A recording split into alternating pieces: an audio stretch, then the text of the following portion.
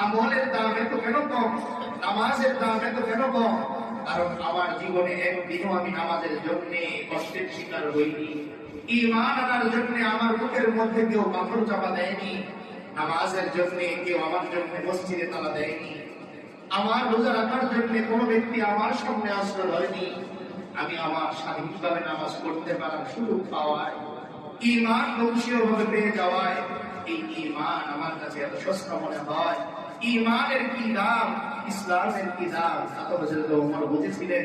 তাই বারবার তিনি যে জায়গায় পশু চড়াতেন, রাখাল ছিলেন, সে জায়গায় যেতেন আর বলতেন, ওমর একদিন তুমি এই জায়গায় পশু চড়াতে, আর আজকে তুমি খলিফাতুল মুসলিমিন হয়ে গেলে।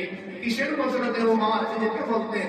এ তো কেবল ইসলামের আলোতে, এ তো কেবল ঈমানের আলোতে।